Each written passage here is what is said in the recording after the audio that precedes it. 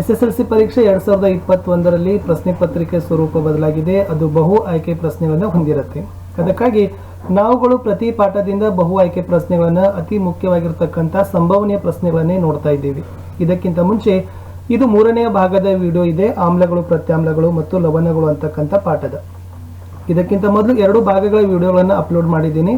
ತಾವು ನೋಡದೇ ಇದ್ರೆ ಮೇಲೆ ನಾನು ಒಂದು ಪ್ಲೇಲಿಸ್ಟ್ ಅನ್ನು ಸಜೆಸ್ಟ್ ಮಾಡ್ತೀನಿ, SSLC ಸೈನ್ಸ್ MCQ ಅಂತ. ಅಲ್ಲಿ ನೋಡಿದ್ರೆ ವಿಜ್ಞಾನ ವಿಷಯದಲ್ಲಿ ಇಲ್ಲಿಯವರೆಗೆ ಅಪ್ಲೋಡ್ ಮಾಡಿರ್ತಕ್ಕಂಥ ಎಲ್ಲ ಮಲ್ಟಿಪಲ್ ಚಾಯ್ಸ್ ಕ್ವಶನ್ ವಿಡಿಯೋಗಳನ್ನು ತಾವುಗಳು ನೋಡಬಹುದು. ವಿದ್ಯಾರ್ಥಿಗಳೇ, ತಾವು ಹೊಸಬರಾಗಿದ್ರೆ ಚಾನಲ್ ಅನ್ನು ಸಬ್ಸ್ಕ್ರೈಬ್ ಮಾಡಿ, ಜೊತೆಗೆ ಬೆಲ್ ಐಕಾನ್ ಅನ್ನು ಒತ್ತೋದ್ರಿಂದ ಮುಂಬರ್ತಕ್ಕಂಥ ಎಲ್ಲ ವಿಡಿಯೋಗಳ ನೋಟಿಫಿಕೇಶನ್ ತಮಗೆ ಮೊದಲಿಗೆ ಸಿಗುತ್ತೆ.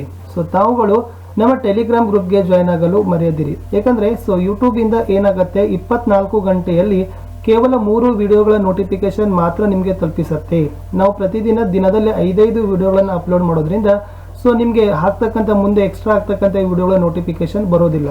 ಅದಕ್ಕಾಗಿ ತಾವುಗಳು ಈ ವಿಡಿಯೋದ ಡಿಸ್ಕ್ರಿಪ್ಷನ್ ಬಾಕ್ಸ್ನಲ್ಲಿ ಟೆಲಿಗ್ರಾಮ್ ಲಿಂಕ್ ಅನ್ನು ಹಾಕಿದ್ದೀನಿ, ಅಲ್ಲಿ ಬಂದು ಸೇರ್ಕೊಂಡ್ರೆ ನಮ್ಮ ಎಲ್ಲ ಟೆಲಿಗ್ರಾಮ್ ಗ್ರೂಪಲ್ಲಿ ನಾವು ಪ್ರತಿದಿನ 5 ಹಾಕ್ತಕ್ಕಂಥ ವಿಡಿಯೋಗಳನ್ನು ನಾವು ಏನು ಮಾಡ್ತೀವಿ, ಲಿಂಕ್ಗಳನ್ನು ಶೇರ್ ಮಾಡ್ತಾ ಇರ್ತೀವಿ. ಶುರು ಮಾಡೋಣ. ಬಹು ಆಯ್ಕೆ ಪ್ರಶ್ನೆಗಳು, ಆಮ್ಲಗಳು, ಪ್ರತ್ಯಾಮ್ಲಗಳು ಮತ್ತು ಲವಣಗಳು ಪಾಠದ 3ನೇ ಭಾಗದ ವಿಡಿಯೋ.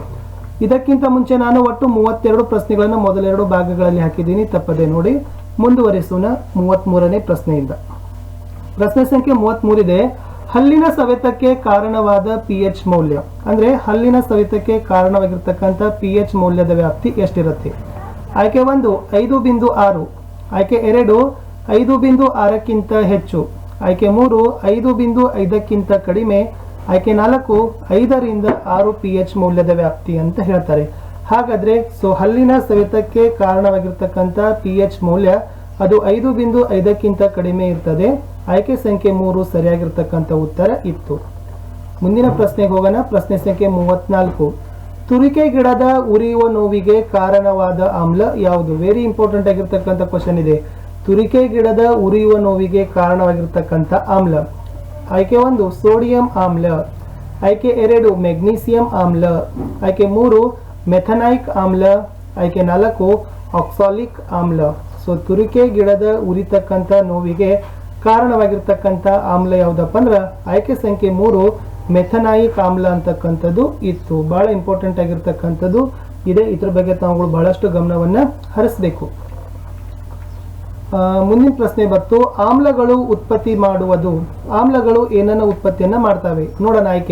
ಆಯ್ಕೆ 1 ಹೈಡ್ರೋಜನ್ ಅಯಾನುಗಳು, ಆಯ್ಕೆ 2 ಹೈಡ್ರಾಕ್ಸೈಡ್ ಅಯಾನುಗಳು, ಆಯ್ಕೆ 3 ಮೇಲಿನ 2, ಆಯ್ಕೆ 4 ಯಾವುದೂ ಅಲ್ಲ. ಮುಖ್ಯವಾಗಿ ಆಮ್ಲಗಳು ಉತ್ಪತ್ತಿಯನ್ನ ಮಾಡ್ತಕ್ಕಂಥದ್ದು ಹೈಡ್ರೋಜನ್ ಅಯಾನುಗಳು. ನೆನಪಿನಲ್ಲಿ ಇಟ್ಕೊಡ್ರಿ, ಆಮ್ಲಗಳು ಬೇರೆನೆ ಉತ್ಪತ್ತಿ ಮಾಡ್ತವೆ, ಪ್ರತ್ಯಾಮ್ಲಗಳು ಕೂಡ ಬೇರೆನೆ ಉತ್ಪತ್ತಿ ಮಾಡ್ತವೆ. ಇಲ್ಲಿ ಗೊಂದಲವನ್ನ ತಾವು ಮಾಡಿಕೊಳ್ಳಬೇಡಿ.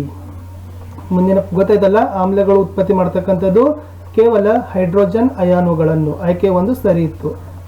ಮುಂದಿನ ಪ್ರಶ್ನೆ ಇದೆ. ಈಗ ಪ್ರತ್ಯಾಮ್ಲಗಳು ಏನನ್ನ ಉತ್ಪತ್ತಿ ಮಾಡ್ತವೆ ಅಂತ ನೋಡೋಣ. ಆಯ್ಕೆಗಳು: ಆಯ್ಕೆ 1 ಹೈಡ್ರೋಜನ್ ಅಯಾನುಗಳು, ಆಯ್ಕೆ 2 ಹೈಡ್ರಾಕ್ಸೈಡ್ ಅಯಾನುಗಳು, ಆಯ್ಕೆ 3 ಮೇಲಿನ 2, ಆಯ್ಕೆ 4 ಯಾವುದೂ ಅಲ್ಲ. ನಮಗೆ ಗೊತ್ತಾಗಿದೆ ಏನಪ್ಪಾ ಅಂತಂದ್ರೆ ಆಮ್ಲಗಳು ಹೈಡ್ರೋಜನ್ ಅಯಾನುಗಳನ್ನು ಉತ್ಪತ್ತಿ ಮಾಡಿದ್ರೆ ಪ್ರತ್ಯಾಮ್ಲಗಳು ಏನನ್ನು ಉತ್ಪತ್ತಿ ಮಾಡ್ತವೆ? ಹೈಡ್ರಾಕ್ಸೈಡ್ ಅಯಾನುಗಳನ್ನು ಉತ್ಪತ್ತಿಯನ್ನ ಮಾಡ್ತವೆ. ಈ ಪ್ರಶ್ನೆಯ ಸರಿಯಾಗಿರ್ತಕ್ಕಂಥ ಉತ್ತರ ಇತ್ತು ಆಯ್ಕೆ ಸಂಖ್ಯೆ 2 ಹೈಡ್ರಾಕ್ಸೈಡ್ ಅಯಾನುಗಳು ಅಂತ. ಓಕೆ, ಮುಂದಿನ ಪ್ರಶ್ನೆಗೆ ಹೋಗೋಣ ವಿದ್ಯಾರ್ಥಿಗಳೇ. ಪ್ರಶ್ನೆ ಸಂಖ್ಯೆ 37. ಆಮ್ಲೀಯ ದ್ರಾವಣವು ಹೊಂದಿರುವ pH ಮೌಲ್ಯದ ವ್ಯಾಪ್ತಿ ಎಷ್ಟು? ಆಮ್ಲೀಯ ದ್ರಾವಣಗಳ pH ಮೌಲ್ಯ ಎಷ್ಟಿರುತ್ತೆ ನೋಡೋಣ. ಆಯ್ಕೆ 1 7, ಆಯ್ಕೆ 2 7ಕ್ಕಿಂತ ಕಡಿಮೆ, ಆಯ್ಕೆ 3 7ಕ್ಕಿಂತ ಹೆಚ್ಚು, ಆಯ್ಕೆ 4 ಯಾವುದೂ ಅಲ್ಲ. ನೋಡಿ, ಆಮ್ಲೀಯ ದ್ರಾವಣಗಳ pH ಮೌಲ್ಯ ಎಷ್ಟಿರ್ತದಪ್ಪ ಅಂದ್ರೆ ಅದು 7ಕ್ಕಿಂತ ಕಡಿಮೆ pH ಮೌಲ್ಯವನ್ನು ಹೊಂದಿರ್ತವೆ ಆಮ್ಲೀಯ ದ್ರಾವಣಗಳು. ಈ ಪ್ರಶ್ನೆಯ ಸರಿಯಾಗಿರ್ತಕ್ಕಂಥ ಉತ್ತರ ಇತ್ತು ವಿದ್ಯಾರ್ಥಿಗಳೇ ಆಯ್ಕೆ ಸಂಖ್ಯೆ 2 7ಕ್ಕಿಂತ ಕಡಿಮೆ ಅಂತಕ್ಕಂಥದ್ದು. ಎಸ್, ಮುಂದಿನ ಪ್ರಶ್ನೆ ಬಂತು. ಪ್ರಶ್ನೆ ಸಂಖ್ಯೆ 38. ಪ್ರತ್ಯಾಮ್ಲ ದ್ರಾವಣಗಳು ಹೊಂದಿರುವ pH ಮೌಲ್ಯ ಎಷ್ಟು? ಹಾಗಾದ್ರೆ ಆಮ್ಲಗಳು 7ಕ್ಕಿಂತ ಕಡಿಮೆ ಆಯಿತು. ಇನ್ನು ಪ್ರತ್ಯಾಮ್ಲಗಳ ಒಂದು pH ಮೌಲ್ಯದ ವ್ಯಾಪ್ತಿ ನೋಡ್ಕೊಂಡು ಬರೋದಾದ್ರೆ ಆಯ್ಕೆ 1 7, ಆಯ್ಕೆ 2 7ಕ್ಕಿಂತ ಕಡಿಮೆ, ಆಯ್ಕೆ 3 7ಕ್ಕಿಂತ ಹೆಚ್ಚು, ಆಯ್ಕೆ 4 ಯಾವುದೂ ಅಲ್ಲ. ಯಾಕಂದ್ರೆ ಇದರ ಉತ್ತರ ಇತ್ತು ವಿದ್ಯಾರ್ಥಿಗಳೇ 7ಕ್ಕಿಂತ ಹೆಚ್ಚು. ಈ ಪಾಠದಲ್ಲಿ ನಿಮಗೆ ಆಮ್ಲಗಳು ಮತ್ತು ಪ್ರತ್ಯಾಮ್ಲಗಳು ಅಷ್ಟನ್ನೇ ಏನು ಮಾಡಿದಾರಪ್ಪ ಅಂದ್ರೆ ಉಪಘಟಕಗಳನ್ನು ಇಟ್ಟಿದ್ದಾರೆ. ಸೊ 2021ರ ಶೈಕ್ಷಣಿಕ ಸಾಲಿನಲ್ಲಿ ಲವಣಗಳು ಅಂತಕ್ಕಂಥ ಉಪಘಟಕ ಇಲ್ಲ. ಅದನ್ನು ಸ್ವಲ್ಪ ತಾವುಗಳು ಗಮನವನ್ನ ಇಟ್ಕೊಳ್ರಿ. ಓಕೆ, ಪ್ರತ್ಯಾಮ್ಲಗಳು ಹೊಂದಿರತಕ್ಕಂಥ pH ಮೌಲ್ಯ ಅದು 7ಕ್ಕಿಂತ ಹೆಚ್ಚು ಆಗಿರುತ್ತೆ. ಸೊ ಮುಂದಿನ ಪ್ರಶ್ನೆಗೆ ಹೋಗೋಣ ವಿದ್ಯಾರ್ಥಿಗಳೇ. ಪ್ರಶ್ನೆ ಸಂಖ್ಯೆ 39. ಸಾರೀಕೃತ ಆಮ್ಲ ಅಥವಾ ಪ್ರತ್ಯಾಮ್ಲಗಳನ್ನು ನೀರಿನೊಂದಿಗೆ ಮಿಶ್ರಗೊಳಿಸ್ತಕ್ಕಂಥ ಪ್ರಕ್ರಿಯೆಗೆ ಏನಂತ ಕರೀತಾರೆ? ಪ್ರಶ್ನೆ ಇಂಪಾರ್ಟೆಂಟ್ ಇದೆ, ಪ್ರಶ್ನೆ ಗಮನಿಸಿ. ಸಾರೀಕೃತ ಆಮ್ಲ ಅಥವಾ ಪ್ರತ್ಯಾಮ್ಲಗಳನ್ನು ನೀರಿನೊಂದಿಗೆ ಮಿಶ್ರಗೊಳಿಸ್ತಕ್ಕಂಥ ಪ್ರಕ್ರಿಯೆಗೆ ಏನಂತ ಕರೀತಾರೆ? ಆಯ್ಕೆ 1 ಬಹಿರುಷ್ಣಕ, ಆಯ್ಕೆ 2 ಅತಿ ಬಹಿರುಷ್ಣಕ, ಆಯ್ಕೆ 3 ಬಾಹ್ಯ ಬಹಿರುಷ್ಣಕ, 4 ಯಾವುದೂ ಅಲ್ಲ. ನೋಡಿ, ಸಾರೀಕೃತ ಆಮ್ಲ ಅಥವಾ ಪ್ರತ್ಯಾಮ್ಲಗಳನ್ನ ನೀರಿನೊಂದಿಗೆ ಮಿಶ್ರಣವನ್ನಗೊಳಿಸ್ತಕ್ಕಂಥ ಪ್ರಕ್ರಿಯೆಗೆ ಅತಿ ಬಹಿರುಷ್ಣಕ ಅಂತ ಕರೀತಾರೆ. ಸೊ ಇಂಥ ಪ್ರಶ್ನೆಗಳು ಹೆಚ್ಚಿಗೆ ಬರ್ತವೆ. ಸೊ ಇದ್ರ ಬಗ್ಗೆ ತಾವು ಹೆಚ್ಚು ಗಮನವನ್ನ ಕೊಡಬೇಕು. ಅತಿ ಬಹಿರುಷ್ಣಕ ಅಂತ ಕರೀತಾರೆ. ಸೊ ಮುಂದಿನ ಪ್ರಶ್ನೆಗೆ ಹೋಗೋಣ ವಿದ್ಯಾರ್ಥಿಗಳೇ. ಪ್ರಶ್ನೆ ಸಂಖ್ಯೆ 40 ಇದೆ.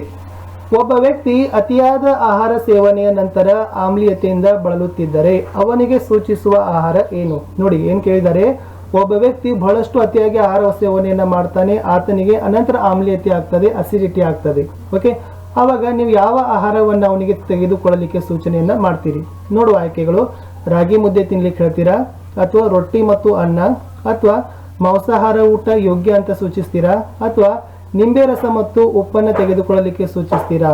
ಒಬ್ಬ ವ್ಯಕ್ತಿ ಅತಿಯಾಗಿರ್ತಕ್ಕಂಥ ಆಹಾರ ಸೇವನೆಯಿಂದ ಆಮ್ಲೀಯತೆ ಬಂದ್ರೆ ಸೊ ನಾವು ಸೂಚಿಸ್ತಕ್ಕಂಥ ಆಹಾರ ಏನಪ್ಪಾ ಅಂದ್ರೆ ಆಯ್ಕೆ ಸಂಖ್ಯೆ 4 ಲಿಂಬೆ ರಸ ಮತ್ತು ಉಪ್ಪನ್ನು ನಾವೇನ್ ಮಾಡ್ತೀವಪ್ಪ ಅಂದ್ರೆ ಸೇವನೆ ಮಾಡಲಿಕ್ಕೆ ಸೂಚಿಸ್ತೀವಿ. ಮುಂದಿನ ಪ್ರಶ್ನೆಗೆ ಹೋಗೋಣ ವಿದ್ಯಾರ್ಥಿಗಳೇ. ಪ್ರಶ್ನೆ ಸಂಖ್ಯೆ 41. ಇದು ನೈಸರ್ಗಿಕ ಸೂಚಕಕ್ಕೆ ಉದಾಹರಣೆ ಆಗಿದೆ. ನೋಡೋಣ ಯಾವುದು ನೈಸರ್ಗಿಕ ಸೂಚಕಕ್ಕೆ ಉದಾಹರಣೆ ಅಂತ. ಆಯ್ಕೆ 1 ಲಿಂಬೆ, ಆಯ್ಕೆ 2 ತುರಿಕೆ ಗಿಡ, ಆಯ್ಕೆ 3 ಅರಿಸಿನ, ಆಯ್ಕೆ 4 ಮೇಲಿನ ಎಲ್ಲವೂ. ನೋಡಿ, ಈ 3 ಆಯ್ಕೆಗಳಲ್ಲಿ ಯಾವುದು ನೈಸರ್ಗಿಕ ಸೂಚಕಕ್ಕೆ ಉದಾಹರಣೆ ಅಂತಂದ್ರೆ ಸೊ ತಮಗೆ ಗೊತ್ತೇ ಇರತಕ್ಕಂಥದ್ದು ಅರಿಸಿನವನ್ನು ಏನಂತ ಕರೀತಾರಪ್ಪ ಅಂತಂದ್ರೆ ನೈಸರ್ಗಿಕ ಸೂಚಕದ ವ್ಯಾಪ್ತಿಗೆ ಅದನ್ನ ಇಡ್ತಾರೆ. ಸೊ ಆಮ್ಲಗಳು ಮತ್ತು ಪ್ರತ್ಯಾಮ್ಲಗಳು ಅಂತಕ್ಕಂಥ ಪಾಠದಲ್ಲಿ ಅವರ ಒಂದು ಲಕ್ಷಣಗಳಾಗಿರ್ಬೋದು, ಓಕೆ, ಅವುಗಳ ವರ್ತನೆ ಆಗಿರ್ಬೋದು, ಇವುಗಳ ನಿಮಗೆ ಬಹಳಷ್ಟು ಇಂಪಾರ್ಟೆಂಟ್ ಆಗಿರ್ತಕ್ಕಂಥ ಇವೇ. ಸೊ ಒಂದೊಂದು ಲೈನ್ ಕೂಡ ತಾವೇನ್ ಮಾಡ್ಬೇಕಪ್ಪ ಅಂದ್ರೆ ಪಾಠದ್ದು ಓದಬೇಕು, ಕಾನ್ಸೆಪ್ಟ್ ಅನ್ನ ಗ್ರಹಿಸಲಿಕ್ಕೆ ಪ್ರಯತ್ನವನ್ನ ಮಾಡಬೇಕು. ನಾನು ಈ ಒಂದು ವಿಡಿಯೋ ಸರಣಿಗಳ ಮೂಲಕ ಅತಿ ಇಂಪಾರ್ಟೆಂಟ್ ಆಗಿರ್ತಕ್ಕಂಥ ಕ್ವಶನ್ಸ್ ಗಳನ್ನ ಕೊಡ್ತಾ ಇದ್ದೀನಿ. ಅದ್ರ ಜೊತೆಗೆ ನೀವು ಒಂದ್ಸರಿ ಟೆಕ್ಸ್ಟ್ ಬುಕ್ ಓದಿ. ಸೊ ನಿಮಗೆ ಟೆಕ್ಸ್ಟ್ ಬುಕ್ ಓದಿದ್ರೆ ಗೊತ್ತಾಗುತ್ತೆ ಸೊ ಈ ಪ್ರಶ್ನೆಗಳು ಹೇಗಿದ್ದಾವೆ, ಪ್ರಶ್ನೆಗಳನ್ನ ಎಲ್ಲಿಂದ ಅದನ್ನ ಪುಟ್ಟಪ್ ಮಾಡಿದ್ದಾರೆ ಅಂತಕ್ಕಂಥ ಅರಿವು ಸಹಿತ ನಿಮಗೆ ಆಗತ್ತೆ. ಸೊ ಗೊತ್ತಾಯ್ತಲ್ಲ, ಅರಿಸಿನ ನೈಸರ್ಗಿಕ ಸೂಚಕಕ್ಕೆ ಒಂದು ಉದಾಹರಣೆ ಆಗಿದೆ.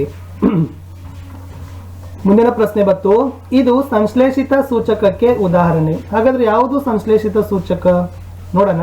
ಆಯ್ಕೆ 1 ಲಿಂಬೆ, ಆಯ್ಕೆ 2 ಮೀಥೇಲ್ ಆರೆಂಜ್, ಆಯ್ಕೆ 3 ಅರಿಶಿನ, ಆಯ್ಕೆ 4 ಫಿನಾಪ್ತಲೀನ್.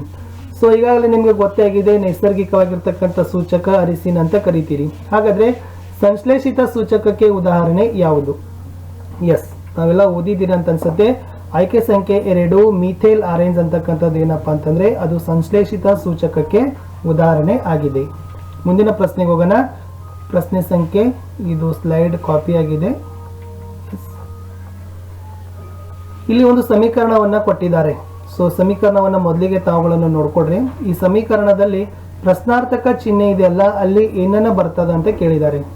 ಸೊ CaOH ಟ್ವೈಸ್, ಆಮೇಲೆ AQ ಇದೆ, CO2 ಇದೆ, ಅದು ಗ್ಯಾಸ್ ಆಯ್ತು. ಅದು ರಿಯಾಕ್ಟ್ ಆದಾಗ ಅಲ್ಲಿ ಕ್ವಶನ್ ಮಾರ್ಕ್ ಇದೆ, ಅಲ್ಲಿ ಏನು ಬಿಡುಗಡೆ ಆಗ್ತದ, ಮತ್ತು ಅಲ್ಲಿ H2O ಅಂತ ಕೊಟ್ಟಿದ್ದಾರೆ. Okay, L it means liquid ಅಲ್ಲ, G it means gas. Okay, ಹಾಗಾದ್ರೆ ಅಲ್ಲಿ ಆಯ್ಕೆಗಳ ಸಹಿತ ಕೊಟ್ಟಿದ್ದಾರೆ. CaCO2S, CaCO3S, CaCOS, ಆಮೇಲೆ CaOH ಟ್ವೈಸ್ ಅಂತ ಇದೆ. Okay, CaOH twice. ಹಾಗಾದ್ರೆ ಇಲ್ಲಿ ಇರ್ತಕ್ಕಂಥವುಗಳಲ್ಲಿ 4 ಆಯ್ಕೆಗಳಲ್ಲಿ ಯಾವುದು ಆ ಸಮೀಕರಣದಲ್ಲಿ ತುಂಬುತ್ತದೆ ಅಂತಕ್ಕಂಥದ್ದನ್ನ ಕೇಳ್ತಾರೆ. ಈ ತರನಾಗಿರ್ತಕ್ಕಂಥ ಪ್ರಶ್ನೆಗಳು ಇರ್ತಾವೆ ವಿದ್ಯಾರ್ಥಿಗಳೇ. ಅದಕ್ಕಾಗಿ ಪುಸ್ತಕದ ಸಮೀಕರಣಗಳನ್ನ ಒಂದು ಸರಿ ಬರಲಿಕ್ಕೆ ಪ್ರಯತ್ನವನ್ನ ಮಾಡಿ. ಸೊ ಇದು ಸರಿಯಾದ ಉತ್ತರ ಇತ್ತು, CaCO3S ಅಂತಕ್ಕಂಥದ್ದಿತ್ತು. ಓಕೆ, ಸೊ ಇಷ್ಟಿತ್ತು. ಇಲ್ಲಿಯವರೆಗೆ ವಿದ್ಯಾರ್ಥಿಗಳೇ ನಾವುಗಳು ಈ ಪಾಠ ಮುಗಿಸಿದ್ದೀವಿ. ಯಾವುದು? 2ನೇ ಪಾಠ ಆಮ್ಲಗಳು, ಪ್ರತ್ಯಾಮ್ಲಗಳು ಮತ್ತು ಲವಣಗಳು ಪಾಠದ ಮೇಲೆ 44 MCQಗಳು ಆಯ್ತು. ಇನ್ನು ಮತ್ತೆ ಮುಂದಿನ ಪಾಠದಲ್ಲಿ ಸಿಗೋಣ. ವಿಡಿಯೋ ಇಷ್ಟ ಆದ್ರೆ ಒಂದು ಲೈಕ್ ಮಾಡಿ, ಫ್ರೆಂಡ್ಸ್ ಸರ್ಕಲ್ಗೆ ಶೇರ್ ಮಾಡಲು ಮರೆಯದಿರಿ. ಸಬ್ಸ್ಕ್ರೈಬ್ ಅತಿ